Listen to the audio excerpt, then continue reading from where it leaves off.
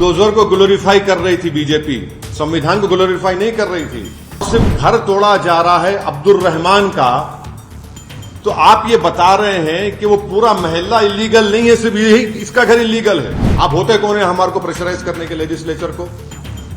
आपको कोई राइट नहीं है लेजिस्लेचर को आप प्रेशराइज करें। नरेंद्र मोदी का पूरा गेम प्लान यही है कि नेशनल पार्टीज रहे और दूसरे तमाम रीजनल पार्टीज, छोटे पार्टीज हमेशा के लिए खत्म हो जाएं। सर, वक्त अमेंडमेंट बिल को लेकर वापस से बयान आया है। हाँ, बोलिए। कहा है कि कुछ ही दिनों में वापस बिल लाया जाएगा। अमित शाह को ये जेब नहीं देता कि वो भारत के होम मिनिस्टर हैं। जब स्पीकर ने इसको ज्वाइंट वर्किंग कमेटी के हवाले किया है और ज्वाइंट वर्किंग कमेटी अपना काम कर रही है और वो रिपोर्ट अभी पार्लियामेंट को आई भी नहीं, अभी से अगर वो कह रहे हैं तो फिर ये तो अमित शाह एक एग्जीक्यूटिव का हिस्सा है। अमित शाह लेजिस्लेचर का हिस्सा नहीं है। एज अ होम मिनिस्टर उनको कोई राइट नहीं है कि आप लेजिस्लेचर को प्रेशराइज करें। आप प्रेशराइज कर रहे हैं लेजिस्लेचर को कि विंटर सेशन में ला लो रिपोर्ट को। आप होते कौन है? भारत में संविधान में theory of separation of powers है। लेजिस्लेचर इंडिपेंडेंट है, जुडिशियरी इंडिपेंडेंट है, एग्जीक्यूटिव है। आप एग्जीक्यूटिव का हिस्सा है अमित शाह। आप होते कौन है हमारे को प्रेशराइज करने के लेजिस्लेचर को? आपको कोई राइट नहीं है लेजिस्लेचर को आप प्रेशराइज करें और आप डरा रहे हैं लेजिस्लेचर को ये कहकर।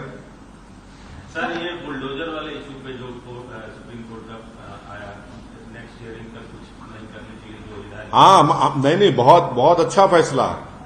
हम तो चाहेंगे कि सुप्रीम कोर्ट जो 1 अक्टूबर को गाइडलाइंस देगा, हम तो बेचैनी से इंतजार में उन गाइडलाइंस के। 1 अक्टूबर तक तो कोई कुछ नहीं कर सकता। भाई, आप बुलडोजर को ग्लोरीफाई कर रही थी बीजेपी, संविधान को ग्लोरीफाई नहीं कर रही थी। ग्लोरिफिकेशन ऑफ बुलडोजर हो रहा था। और आप देखिए, अगर किसी एक महल्ले में 50 घर है और सिर्फ घर तोड़ा जा रहा है अब्दुल रहमान का, तो आप ये बता रहे हैं कि वो पूरा महल्ला इलीगल नहीं है, सिर्फ यही इसका घर इलीगल है। ये कौन सा है? तो नफरत की मिसाल है ये तो कम्युनलिज्म है पूरा ये बीजेपी का। तो उत्तर प्रदेश में, मध्य प्रदेश में, गुजरात में, महाराष्ट्र में कैसे कैसे वाकयात हुए, दिल्ली में। देखिए, जो भी सरकार तोड़ना चाह रही है, ड्यू प्रोसेस को फॉलो करना पड़ेगा आपको, नोटिस देना पड़ेगा आपको। आप मनमानी नहीं कर सकते। कोर्ट का स्टे है तो भी तोड़ दे रहे आप। इलाहाबाद में वाइफ के नाम पे घर है क्योंकि उसने CAA प्रोटेस्ट में हिस्सा लिया, आपने पति को नोटिस दे घर तोड़ दिया आपने। तो ये तो जुल्म है ना। इसमें आप मेरे मालूम था आप पूछेंगे, मेरे जवाब में वो भी शामिल है। ये जो 1 नेशन 1 इलेक्शन की बात नरेंद्र मोदी 2019 से कर रहे हैं। 2019 में जब उनको दोबारा कामयाबी मिली तो उस वक्त ऑल पार्टी मीटिंग हुई थी पार्लियामेंट की, लोकसभा की लाइब्रेरी में। उसमें तमाम पार्लियामेंट में जितने MPs थे, लोकसभा राज्यसभा, उनके पार्टी के लीडर्स को बुलाया गया। उस मीटिंग में मुझे अच्छी तरह याद है कि मेरी पार्टी और लेट हमारे जो CPM के लीडर सीताराम येचुरी, हमने इसकी मुखालिफत की थी। तो नरेंद्र मोदी का पूरा गेम प्लान यही है कि नेशनल पार्टीज रहे और दूसरे तमाम रीजनल पार्टीज, छोटे पार्टीज हमेशा के लिए खत्म हो जाएं। आप देखिए कि अगर नेशनल इलेक्शन होगा तो मुद्दा नेशनल होगा, रीजनल इलेक्शन होगा असेंबली का, विधानसभा का, तो रीजनल मुद्दा होगा। नरेंद्र मोदी ये चाहते हैं कि रीजनल मुद्दा कभी बने ही नहीं। इलेक्शन होगा, अगर हैदराबाद पार्लियामेंट का इलेक्शन होगा तो जाहिर है दिल्ली में जो भी जीत कर जाएगा क्या करेगा। असेंबली का तेलंगाना का इलेक्शन होगा तो भाई आप किसान को क्या देने वाले हैं,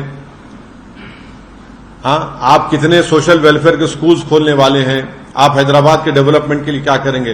तो बीजेपी यही चाहती है कि ये 1 नेशन 1 इलेक्शन करवाकर रीजनल पार्टीज को कमजोर करके रख दिया जाए। और ये बार बार इनका आर्गुमेंट है कि नहीं, हर थोड़े दिन का इलेक्शन हो रहा है। हर थोड़े महीने के बाद इलेक्शन होना, ये भारत के गरीबों का फायदा है। इसमें फायदा क्यों है बता रहा हूं मैं आपको। जब कभी भी चुनाव होता है, नरेंद्र मोदी पीछे हटते हैं, जनता के हित में कोई ना कोई फैसला लेना पड़ता है उनको। चाहे पेट्रोल की कीमतें कम हो जाती हैं, कुछ ना कुछ उनको किसानों को देना पड़ता है। तो ये इलेक्शन होना जरूरी है, क्योंकि जो भी सरकार होगी वो हमेशा अपने खड़े भी रहेगी जनता की खिदमत के लिए। अगर आप 5 साल के बाद पूरा चुनाव कराएंगे तो जनता का जो वोट का बार्गेनिंग पावर है हमेशा के लिए खत्म हो जाएगा। अब हरियाणा को चुनाव हो रहा है, महाराष्ट्र को चुनाव हो रहा है। नरेंद्र मोदी ने कितने मर्तबा जाकर महाराष्ट्र में इनॉग्रेशन किया बताइए? कितने मर्तबा जाकर ये डेवलपमेंट वो डेवलपमेंट का काम मैं कर रहा हूं, फाउंडेशन डाल रहा हूं। तो इससे भारत के गरीब मतदानों का, स्टेट्स का बहुत बड़ा नुकसान होगा।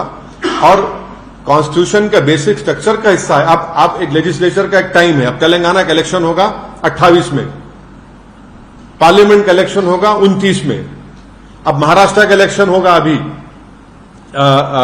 नवंबर में, 5 साल के बाद होगा, 29 में होगा। बिहार का इलेक्शन होगा बाद में होगा। आप कैसे सबको उसका टाइम कैसे खत्म करेंगे? आप होते कौन है टाइम खत्म करने वाले?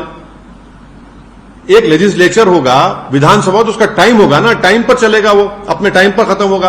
आप कौन होते उसका टाइम खत्म करने के लिए? अब जीएचएमसी का है, अब उसका टेन्योर खत्म होने वाला है। आप बोलेंगे नहीं, हम एक साथ कैसे कराएंगे? आप क्यों कराएंगे? अच्छा, बीच में अगर सरकार गिर गई, क्या करेंगे आप? फिर क्या करेंगे आप? तो ये भारत के जमहूरियत के लिए, भारत की फेडरलिज्म के लिए, भारत के संविधान के बेसिक स्ट्रक्चर के लिए ये ठीक नहीं है। और गरीब जनता के लिए ठीक नहीं है, किसानों के लिए ठीक नहीं है, युवाओं के लिए ठीक नहीं है। पैसे तो हर इलेक्शन के लिए अलॉकेट होते हैं ना। विधानसभा बिहार का या हरियाणा का हो रहा है, उसके लिए तो कश्मीर का हो रहा है, तो पैसे अलॉट हो रहे हैं। महाराष्ट्र का होगा पैसे अलॉट होंगे, और फिर उसके बाद झारखंड का होगा पैसे अलॉट होंगे। तो ये नहीं, ये देखिए, कॉन्स्टिट्यूशन जो है ना, आप एडमिनिस्ट्रेशन को, कॉन्स्टिट्यूशन की जो स्कीम है, आप ये नहीं बोल सकते नहीं पैसे बचाने का। पैसे बचाने तो फिर कल कोई उठ के बोलेगा पुलिस को बंद कर दो, आईपीएस को, कोई बोलेगा कोर्ट में इतना पेंडिंग है। कन्वीनियंस के ऊपर ये सब नहीं करेंगे ना। कॉन्स्टिट्यूशन चलेगा तो कॉन्स्टिट्यूशन प्रिंसिपल्स के ऊपर चलेगा। तो बेसिकली नरेंद्र मोदी सिर्फ, क्योंकि बीजेपी की आइडियोलॉजी आरएसएस की हमेशा ही रही है कि वो रीजनल पार्टीज को नहीं चाहते, इसीलिए वन नेशन वन इलेक्शन का एक मार रहे हैं तुग्गा। हम तो इसकी मुखालिफत किए हैं और मुखालिफत करेंगे, अपोज करेंगे।